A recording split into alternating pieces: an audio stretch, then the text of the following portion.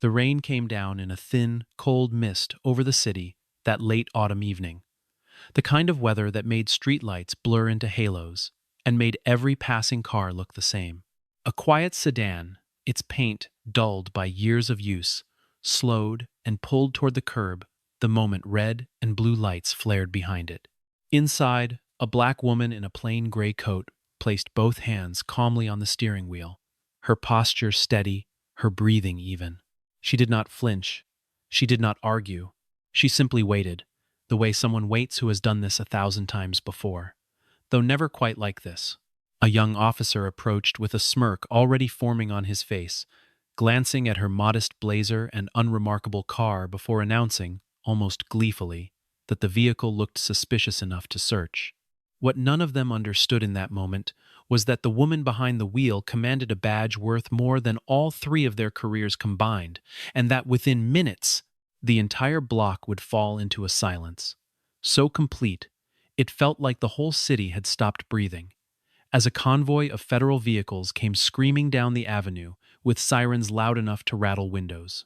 Only then would they understand exactly who they had just insulted and exactly what they had just destroyed. For nearly a year, the city had been bleeding money and confidence in equal measure. Armored transport trucks were being hit with surgical precision, vanishing with cash reserves meant for regional banks, and each robbery left behind almost nothing for investigators to work with.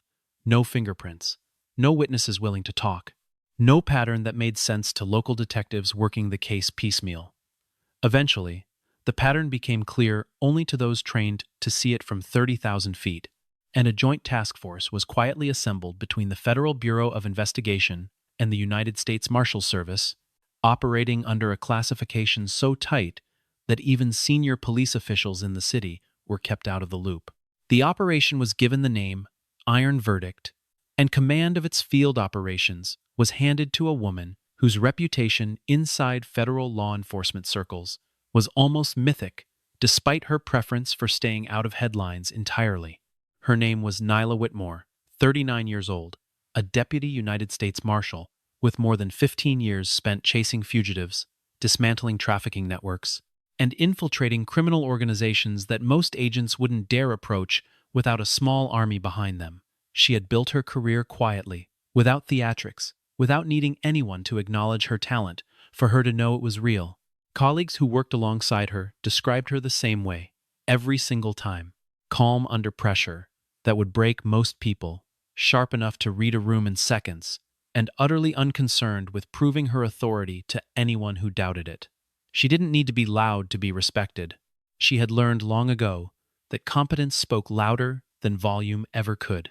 She had come up through the ranks the hard way, starting as a junior deputy assigned to courthouse security, before slowly earning her way onto fugitive task forces that most rookies spent an entire career hoping to touch.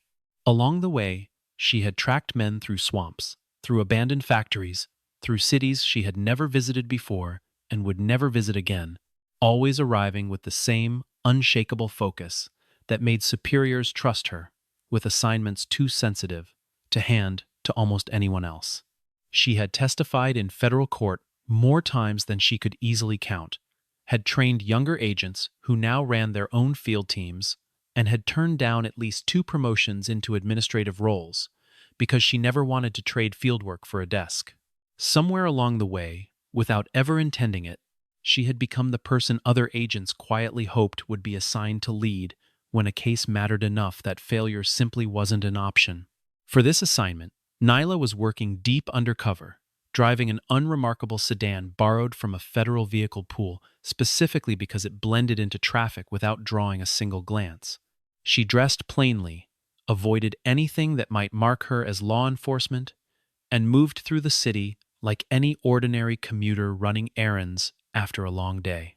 Not even local police were briefed on her identity or her mission, a deliberate choice made at the highest levels of the operation because leaks had already cost the task force one near arrest months earlier, when a low-level tip had somehow made its way from a precinct break room to the wrong set of ears within 48 hours.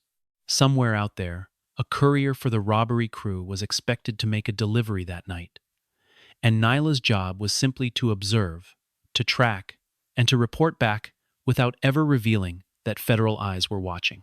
The operation had cost the government months of planning, dozens of surveillance hours, and the kind of interagency coordination that rarely came together as smoothly as it had for Iron Verdict. Analysts had cross-referenced financial records, traced patterns in stolen currency serial numbers, and slowly built a map connecting a string of seemingly unrelated robberies to a single, disciplined organization operating with almost military precision. Nyla had been the one to identify the courier's regular route through this particular neighborhood, a detail buried inside weeks of surveillance photographs that nobody else on the team had thought significant until she flagged it. Tonight was supposed to be the night that detail finally paid off. For this assignment, Nyla was working deep undercover, driving an unremarkable sedan borrowed from a federal vehicle pool, specifically because it blended into traffic without drawing a single glance. She dressed plainly, avoided anything that might mark her as law enforcement, and moved through the city like any ordinary commuter running errands after a long day. Not even local police were briefed on her identity or her mission, a deliberate choice made at the highest levels of the operation, because leaks had already cost the task force one near arrest months earlier. Somewhere out there, a courier for the robbery crew was expected to make a delivery that night, and Nyla's job was simply to observe, to track, and to report back without ever revealing that federal eyes were watching. She hadn't expected to become the story herself. 3 city police officers were patrolling that same stretch of road when their supervisor decided the evening had been too quiet for his liking. Sergeant Kyle Brennan had a reputation of his own, though a far less flattering one, known among his peers for cutting corners and enjoying the psychological leverage a badge gave him over ordinary citizens. He had spent nearly a decade on the force, long enough to grow comfortable with shortcuts that newer officers were still cautious enough to avoid, and long enough to convince himself that his instincts were sharper than any policy manual could account for. Beside him rode Officer Evan Cross, a man whose temper ran hot enough that 2 prior complaints already sat quietly in his personnel file, both stemming from encounters where witnesses described his tone escalating far faster than any situation seemed to warrant. Colleagues generally avoided partnering with him when they had a choice in the matter, though Brennan had never seemed bothered by the reputation that followed his partner from shift to shift. Rounding out the trio was rookie Mason Doyle, barely 6 months into the job, eager to prove himself and a little too fond of recording everything on his phone in hopes it might someday be shared widely. He idolized Brennan in the uncomplicated way. New officers sometimes attach themselves to the loudest, most confident personality on their shift, mistaking bravado for competence, and eagerly absorbing habits that would serve him poorly the longer his career went on. Together, the 3 of them represented exactly the kind of undisciplined authority that gives good police work a bad name, and that night, out of nothing more than boredom and bias, they decided an aging sedan driven by a black woman looked like an easy target for a stop. They had no idea what they were about to set in motion. The lights flared behind Nyla's sedan without warning, and she reacted the way any trained federal officer would in an undercover posture, calmly, deliberately, without giving away a single detail of who she really was. She pulled to the curb in a smooth, controlled motion, signaled properly, and came to a stop exactly where the shoulder allowed.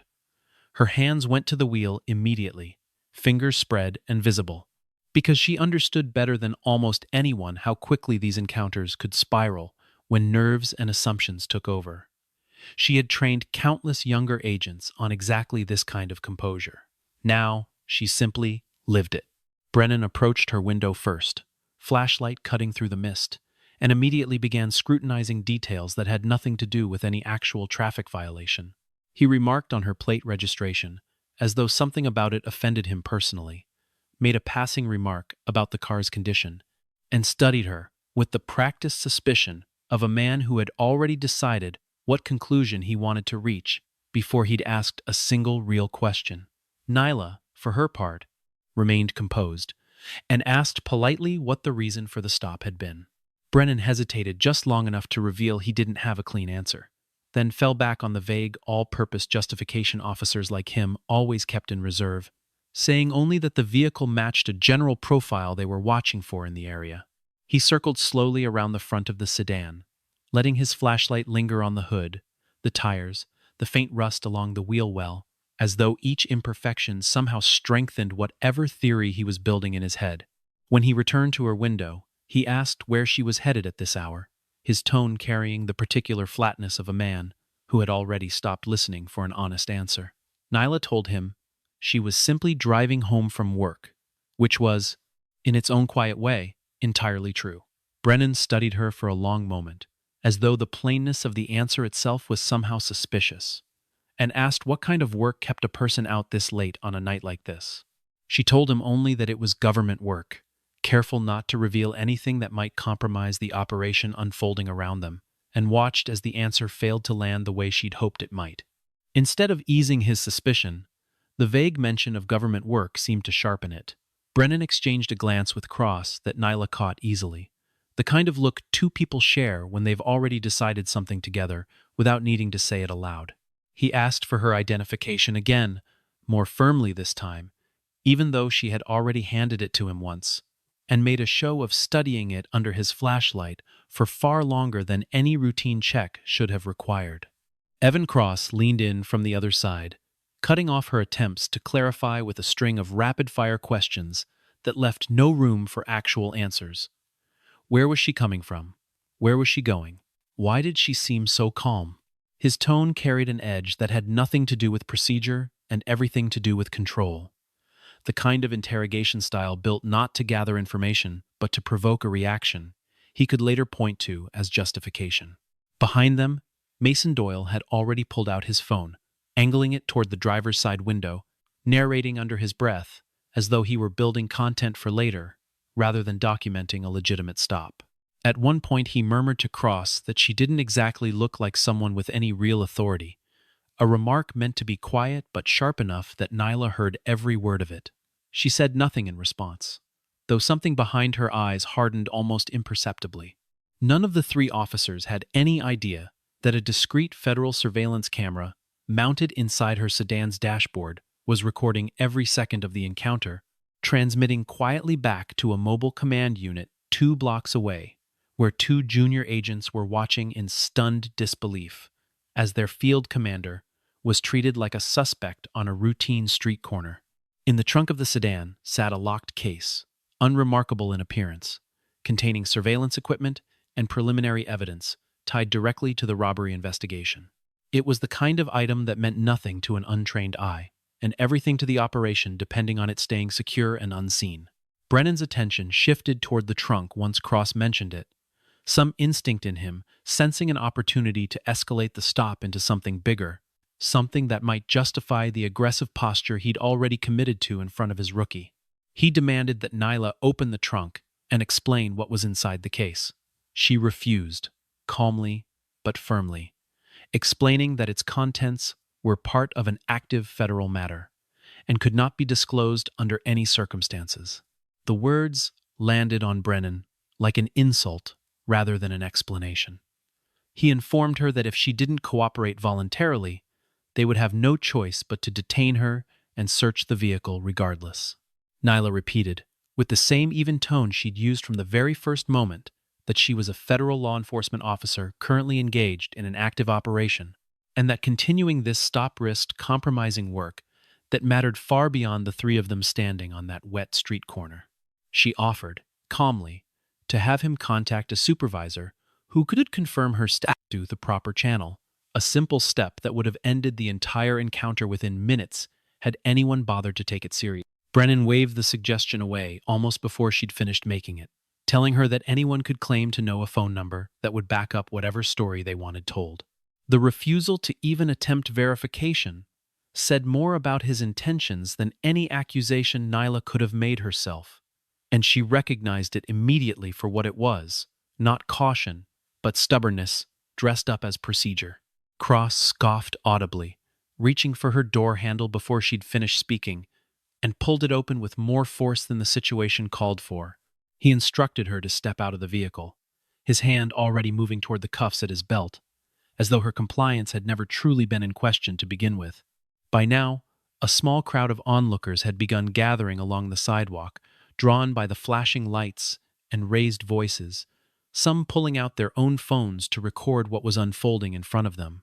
Word of a police stop always traveled fast in a neighborhood that had grown weary of exactly this kind of treatment, and within minutes, several separate live streams were already capturing the scene from different angles.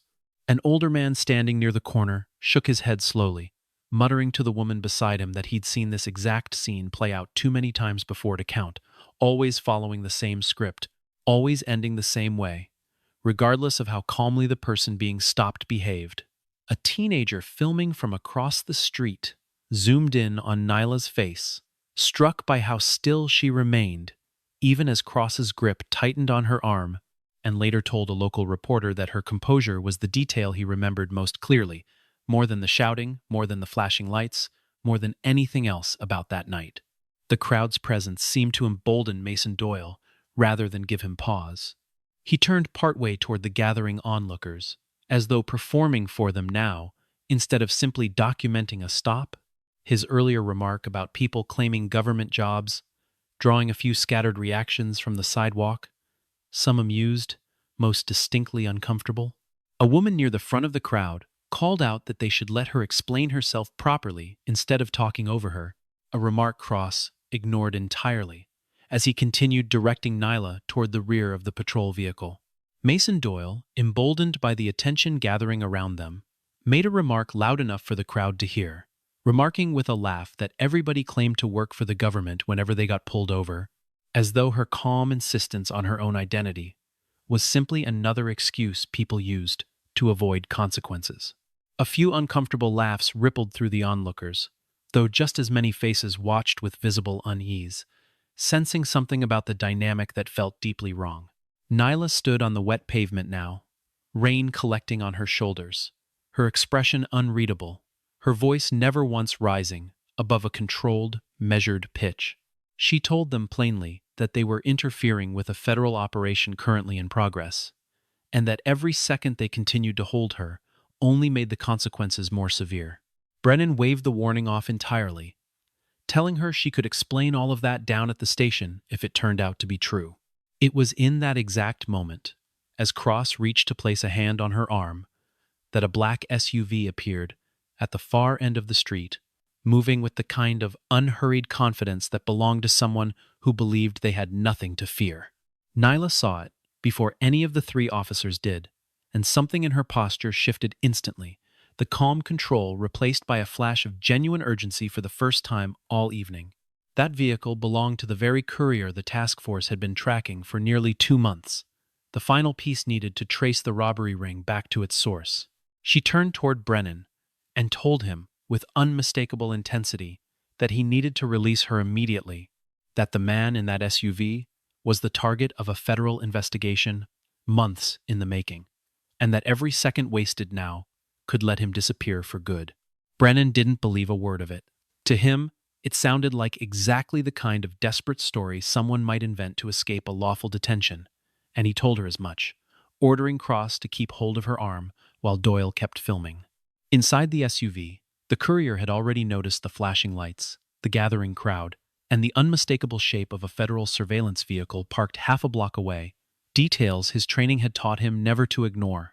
He didn't wait to find out what was happening. He simply turned the wheel, executed a sharp, illegal U-turn in the middle of the street, and accelerated away from the scene entirely, taking with him the last realistic chance the task force had of tracing the money trail back to its origin. Months of careful surveillance, of painstaking financial analysis, of undercover positioning that had taken federal agents weeks to establish without blowing their cover, were unraveling in real time on a rain-slicked street corner, because 3 officers had decided a woman in a modest sedan looked suspicious enough to detain. Nyla's radio, clipped discreetly beneath her coat, crackled to life at that exact moment. The voice on the other end urgent and unmistakably professional.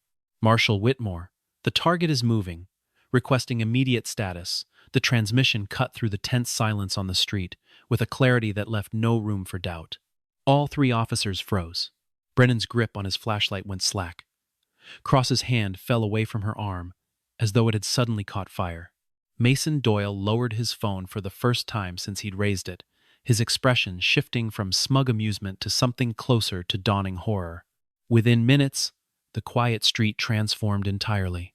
Headlights poured in from every direction as nearly 20 federal vehicles converged on the block, engines roaring, sirens wailing loud enough to draw residents to their windows up and down the street. Agents from the Federal Bureau of Investigation arrived alongside additional deputy marshals and officers from the Bureau of Alcohol, Tobacco, Firearms, and Explosives, all moving with the practiced urgency of a task force that had just watched its operation nearly collapse in real time. A senior agent stepped out of the lead vehicle, rain soaking through his jacket almost instantly, his eyes scanning the scene with barely restrained anger. He didn't waste a single second on pleasantries. "Who detained Marshal Whitmore?" he demanded, his voice carrying easily over the noise of the gathered crowd. Silence answered him. Brennan opened his mouth to speak and found nothing useful came out. Cross stared at the pavement. Mason Doyle's phone, still recording, captured the sound of his own breathing growing shallow and uneven. Nyla stepped forward then, calm even now, and reached into her coat to produce a small leather case. She opened it in one practiced motion, revealing a golden badge that caught the reflected glow of the surrounding emergency lights. The crowd on the sidewalk went utterly still. Even those still live streaming seemed to forget, for a moment, that they were supposed to be narrating what they saw. Brennan's face drained of color as the reality of what he'd just done settled over him fully for the first time. The senior agent turned toward the three officers, his expression carved from something colder than the night air around them. "You just compromised Operation Iron Verdict," he said, each word landing with the weight of a door closing somewhere far beyond their control. Nyla didn't spend a single moment on recrimination. There wasn't time for it, and more importantly, it wasn't who she was. Within seconds, she had climbed into the lead SUV, already issuing directions to the driver and coordinating with agents over a secure channel, as though the humiliation she'd just endured on that street corner had simply evaporated. The instant real work demanded her attention. She called out coordinates, ordered units to fan out along likely escape routes, and requested aerial support without a trace of hesitation in her voice. The three officers could do nothing but stand at the edge of the operation now, spectators to the very crisis their own actions had created, watching as the woman they'd mocked minutes earlier transformed into exactly the kind of decisive, commanding presence that justified every ounce of authority she carried. For the first time, the crowd watching from the sidewalk saw clearly what kind of person had been standing in the rain with her hands calmly on the wheel, refusing to raise her voice, even as she was dragged from her own vehicle. The pursuit that followed cut through the city, with a tension that left everyone monitoring it from the command channel, holding their breath. The courier, now fully aware he was being hunted, wove through side streets and back alleys with the kind of practiced, evasive driving that suggested he'd rehearsed exactly this scenario more than once. Federal vehicles struggled to keep pace without revealing their positions too early, wary of spooking him into abandoning the vehicle entirely and vanishing on foot into neighborhoods that offered 100 places to disappear. Nyla studied the live tracking feed with an intensity that silenced even the most seasoned agents riding alongside her. She had spent months building a mental map of this man's patterns, his preferred routes, the handful of properties connected to the robbery ring's known associates, and she used every fragment of that knowledge now, calling out probable turns before they happened, redirecting units seconds ahead of the courier's own decisions. The courier, sensing the net tightening around him, made a desperate move toward the edge of the city limits, clearly hoping that crossing into a different jurisdiction might buy him enough confusion to slip away entirely. It was a reasonable gambit under different circumstances. It failed completely against an operation commanded by someone who had already anticipated exactly this possibility. At one point, the courier attempted to double back through a narrow alley behind a row of shuttered storefronts, a move that might have worked against a less experienced pursuit team. Nyla had already flagged that alley on the tactical map hours earlier, one of a dozen alternate routes she had memorized during her own reconnaissance of the neighborhood weeks before, and she redirected a unit there, without hesitation, closing the gap before the courier had even finished the turn. He emerged from the alley to find flashing lights waiting for him, and swore loudly enough that the agents monitoring the radio traffic could hear it clearly before wrenching the wheel and speeding off in yet another direction. Nyla ordered a rolling roadblock, assembled two intersections ahead of his projected path, coordinated a low-altitude helicopter to track his position from above, and synchronized the movement of four separate ground units so precisely that the courier found himself boxed into a dead-end service road before he even realized what had happened. There was no gunfire, no reckless chase scene worthy of an action film, only careful, disciplined coordination, executed by someone who understood that the mission mattered more than any personal vindication she might have wanted after the humiliation she'd just endured.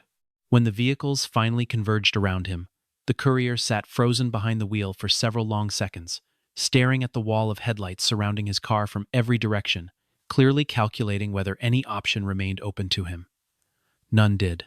Agents approached from multiple angles with practiced discipline, and within moments he was out of the vehicle, hands raised, the fight visibly draining out of him the instant he understood there was nowhere left to run. The courier was taken into custody without incident, and a follow-up search of a nearby warehouse turned up a truck loaded with evidence connecting the robbery ring to a much larger network than investigators had initially suspected. Financial records, weapons, and enough documentation to unravel the entire operation from top to bottom. Agents who had spent months on the case gathered afterward, exhausted but relieved, and more than one of them said the same thing in different words. Without Whitmore's red on that pursuit, the entire case would have slipped through their fingers on a rain-soaked street corner because of three officers who never should have pulled that trigger in the first place. Word of what had happened traveled up the chain far faster than anyone on that street corner could have anticipated. Within hours, the Department of Homeland Security had opened a formal review into the traffic stop, treating it not as a minor disciplinary matter, but as a serious breach that had nearly derailed a federal operation months in the making.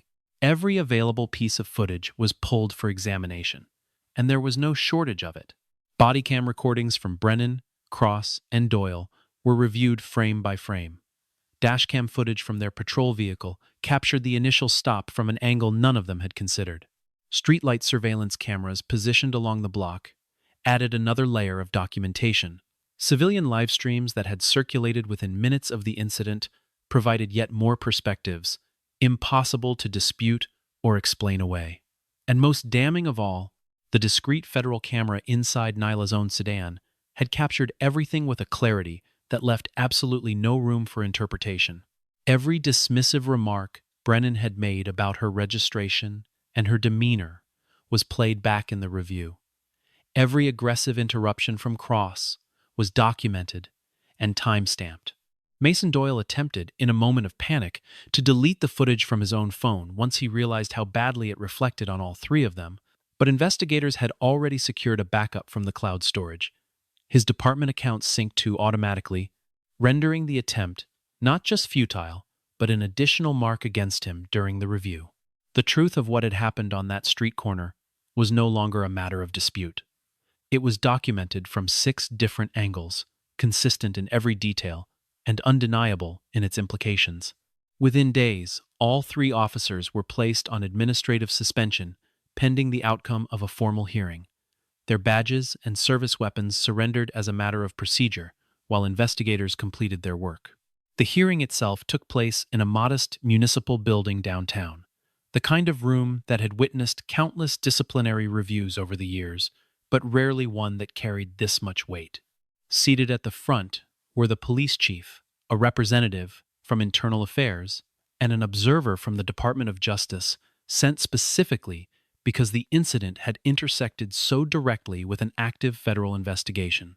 They walked through the footage methodically, comparing timestamps, cross-referencing radio transmissions, and reconstructing the sequence of decisions that had led 3 officers to detain a deputy United States Marshal in the middle of an undercover operation. Each clip was paused, replayed, and discussed in detail, with investigators noting the exact moment Nyla had offered to have her identity verified through proper channels, and the exact moment Brennan had dismissed that offer without a second thought. The Internal Affairs representative pointed out more than once that nearly every point of escalation throughout the encounter had come from the officers rather than from anything Nyla herself had said or done. The findings, when they came, were stark and unambiguous. The officers had engaged in a clear abuse of authority, initiating a stop without legitimate cause and escalating it based on assumptions rather than evidence. Their conduct had directly obstructed an active federal investigation, an interference that could have allowed a dangerous criminal network to escape justice entirely. Their handling of the encounter reflected a fundamental lack of professionalism, inconsistent with the standards expected of any officer wearing a badge. And perhaps most damaging of all, their actions had caused measurable harm to an operation that months of careful, difficult work had gone into building. Work that had involved not just federal agents, but analysts, technicians, and support staff whose names would never appear in any headline. The Department of Justice Observer added a final note to the record before the hearing moved toward its conclusion, stating plainly that incidents like this one did lasting damage far beyond the individuals directly involved, eroding the trust between local departments and the communities they were meant to serve, and making the work of every honest officer that much harder in the process. Throughout the hearing, Nyla sat quietly in the gallery, declining every opportunity offered to her to publicly condemn the three men whose actions had nearly cost the operation everything. When finally asked directly whether she wanted to address the panel, she stood, and her words carried none of the anger anyone in that room might have expected from her, and none of the anger she would have been entirely justified in feeling. She told them simply that a badge only means something when it's carried alongside responsibility, that authority without accountability is nothing more than a costume, and that the measure of any officer isn't the power they hold, but how they choose to treat the people standing in front of them who have none. The room fell completely silent after she finished speaking. Even the Department of Justice Observer, a man known for maintaining careful neutrality throughout these kinds of proceedings, was seen writing something down and underlining it twice. The police chief closed the hearing by announcing that a final decision would be issued within the week, though most people in that room already understood, without needing to hear it stated aloud, exactly which direction that decision was likely to go. The consequences, when they finally came, were exactly as severe as the evidence had demanded. Sergeant Kyle Brennan was stripped of his rank and terminated from the department entirely, his years of seniority offering no protection against a case this thoroughly documented. He left the building that day, without speaking to any of the reporters gathered outside, his career effectively over in a profession where word of an incident like this one traveled fast enough to close most other doors before he'd even finished packing his locker. Officer Evan Cross was dismissed outright as well, his prior disciplinary history, leaving the review board little room for leniency once this latest incident had been added to his file. The two earlier complaints against him, which had previously resulted only in minor reprimands, were reopened as part of the broader review, painting a picture of a pattern rather than an isolated lapse in judgment, and making his termination less a surprising outcome than an overdue one. Rookie Mason Doyle, given some consideration for his inexperience and the fact that he had not personally laid hands on Nyla during the stop, was instead ordered into an extended retraining program alongside a formal disciplinary mark that would follow him for the remainder of his career, a second chance offered only because the panel believed, however cautiously, that 6 months on the job wasn't enough time for a person's character to be fully set. Whether he would use that second chance to become the kind of officer his community actually needed remained, for now, an open question that only time would answer. Operation Iron Verdict, meanwhile, was declared a resounding success. The network behind the armored truck robberies was dismantled piece by piece over the following weeks. Its leader eventually convicted on federal charges, carrying a sentence that would keep him well out of circulation for the remainder of his natural life. Millions in stolen assets were recovered, and the courier whose near escape had triggered that chaotic night on the street corner became a cooperating witness whose testimony helped seal the case against everyone above him in the organization's hierarchy. Investigators later admitted that the warehouse raid alone had yielded more usable evidence than the entire preceding stretch of the investigation combined: financial ledgers documenting years of laundered proceeds, communication logs tying together cells of the organization that had previously seemed unconnected, and a small arsenal that, had it ever made its way onto the street, would have made future robberies far more dangerous than anything the city had already endured. None of it would have been possible without the pursuit that Nyla had commanded so precisely on a night when, by any reasonable measure, she had every excuse to be too shaken to function at her best.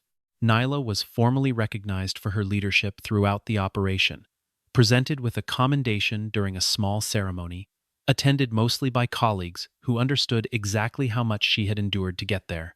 When offered the chance to speak at length about the case, she kept her remarks brief, deflecting most of the credit toward the team that had supported her throughout the investigation. The only thing she said that anyone in that room remembered clearly afterward was simple and unadorned. "A badge doesn't make anyone worthy of respect," she said. "How we treat other people is what does that." Weeks later, on an ordinary afternoon with the sun finally breaking through weeks of gray autumn skies, Nyla climbed back into that same aging sedan and drove away from the federal building where the operation had officially been closed out. Traffic moved slowly through downtown, and at a red light, a young officer she'd never met before glanced over from the adjacent lane, offering a polite, unremarkable nod, having no idea whatsoever who the woman behind that worn steering wheel actually was. Nyla returned the gesture with a small, quiet smile, then eased forward when the light changed, disappearing back into the ordinary flow of a city that would likely never learn just how close it had come, on one rainy autumn night, to losing everything it had worked so hard to protect. In the weeks that followed, she returned to work the way she always had, taking on a new assignment almost immediately, declining every interview request that came her way, and quietly deflecting the small handful of colleagues who wanted to make more of the incident than she felt it deserved. When a younger deputy, newly assigned to her unit, asked her one afternoon how she'd managed to stay so calm through an encounter that would have broken most people, Nyla considered the question for a long moment before answering. She told him that losing her composure would have accomplished nothing except giving three men exactly the reaction they expected to see, and that the only real power she had in that moment was refusing to hand it to them. The neighborhood where the stop had taken place changed in small, quiet ways over the following months. The department instituted new training protocols regarding identification, verification, and de-escalation, driven in no small part by the very case that had unfolded on that street corner. Community leaders who had watched the footage circulate online used it as the basis for a series of public forums addressing exactly the kind of bias that had turned an ordinary evening into a crisis, nearly costing federal investigators and ADMS entire year of work. None of it undid what had happened to Nyla that night, but she found a measure of quiet satisfaction in knowing that something useful had grown out of it regardless. What happened on that street corner was never really about a badge or a title, or the flashing lights of federal vehicles arriving to correct a mistake three officers never should have made. It was about the assumptions people carry without ever examining them, about the quiet dignity of someone who refused to abandon her composure even while being treated as less than she was, and about a simple truth that no uniform, no rank, and no flashing light bar can ever replace. Respect isn't something a badge grants automatically. It's something earned, moment by moment, through the choices people make when they believe no one important is watching, and through the willingness to see the person standing in front of them fully, before deciding what they think they already know. Long after the case had closed and the headlines had faded, people in that neighborhood still spoke of the night the street went silent, the night a convoy of federal vehicles descended without warning, and the night three officers learned, in the harshest way possible, that judging someone by the surface of things will always eventually catch up with the one doing the judging. Nyla herself rarely spoke of it at all, carrying the memory, the same quiet way she carried everything else in a career, built on steady hands and a mind that never stopped watching, long after everyone else in the room had already decided they understood the whole story.